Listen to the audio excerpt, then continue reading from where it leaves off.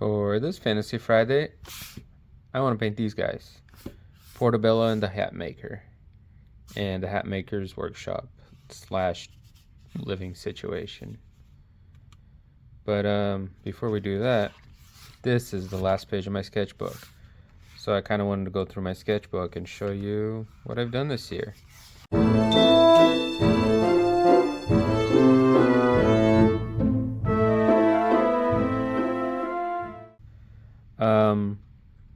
I was still trying to figure out what this was going to be for me. If it was just going to be a place to put ideas or just a place to practice watercolor.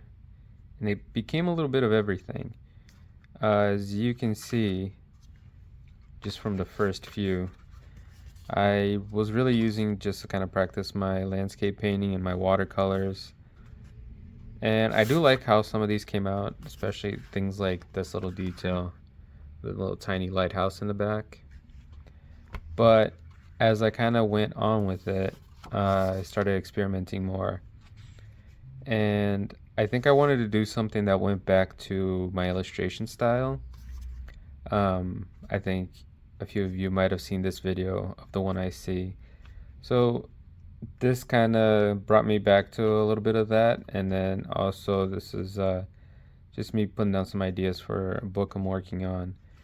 But this was the sketch that really got me sort of back into working more in an illustrative style more than like a fine art watercolor painting style. And you can kind of see going forward from there. It just all sort of became this very loose and fun, kind of cartoony style that I originally have for all my bigger illustration pieces anyways, but this is just me bringing it into my sketchbook. And a few that I wasn't able to finish. So all of these were done on location, so a few of them that aren't painted is just because I ran out of time, honestly. And yeah, it was just kind of me going back, having fun, just seeing what I could do with shapes and color. And I was just bringing this thing everywhere. You can see like it was just getting torn to bits by the end of it. But it was a lot of fun. This was actually just done from imagination. I think by this point I had drawn enough of these like seaside shanty style houses that I just wanted to do something from imagination, make like my own little version of it, add a little bit of fantasy to it. And yeah, and I started kind of playing around with different comic formats.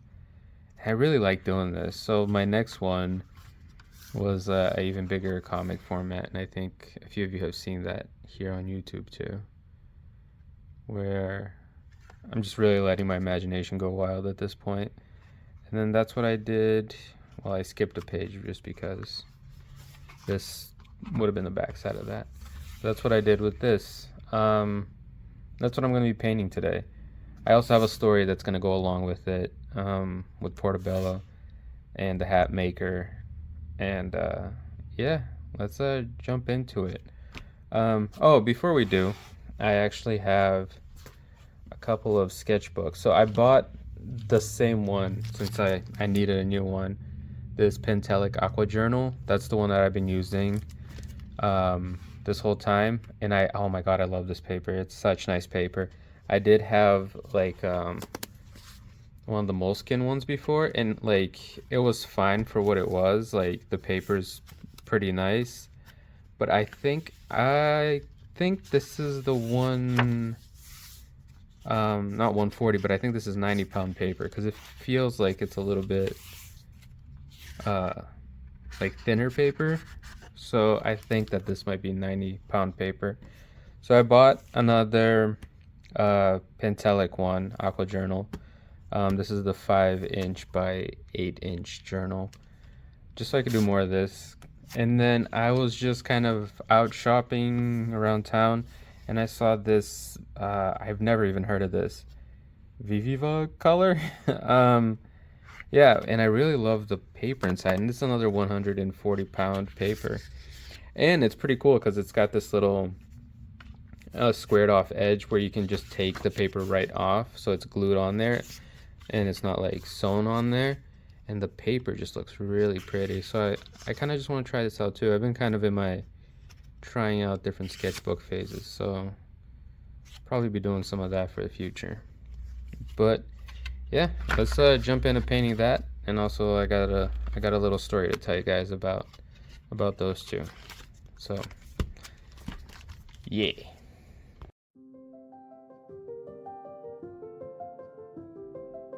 If you've spent any time in the Autumn Mountains, around like the seaport towns, you've definitely seen Portobello and the Hat Maker.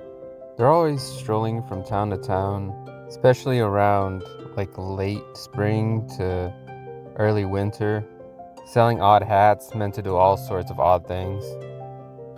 They can be pricey, but they're really exceptional. Well built, from the finest fabrics, dyes, stitching. Oh, and they come to life to help you do like small jobs around the house, but that's besides the point.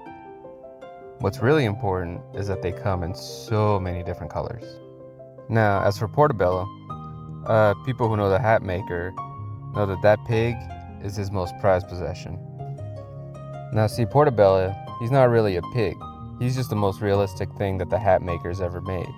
He's so lifelike that you'd think he was real, but just like the hats, they're just made of really fine fabrics and just exceptional craftsmanship, even down to his heart bell. These magical bells made of either gold, silver, or copper that just bring whatever the gnomes make to life.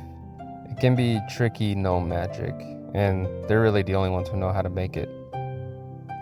So next time you see the two of them just strolling from town to town, don't be afraid to say hi. Oh, and see if they have the hats in a small blue. They're always out of the blue. I don't know why.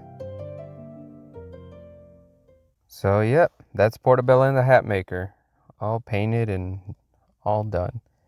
I'm gonna have this available as a print on my website as well. So if you guys want to snag one of those for yourself, I also have last week's print available there too.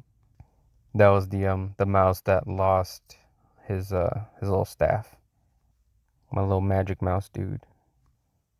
But yeah, I hope you like and subscribe, and I'll see you in the next one. Thank you.